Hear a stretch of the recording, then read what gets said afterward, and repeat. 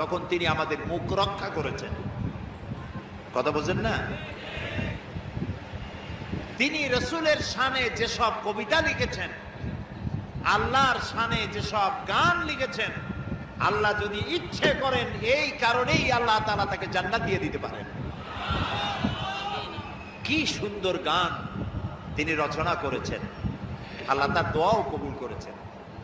তিনি প্রার্থনার একটি গান বানিয়েছিলেন নিজের জন্য, মসজিদেরই পাশে আমার কবর দিও ভাই, যেন সকাল সন্ধে মুয়াজ্জিনের আজান শুনতে।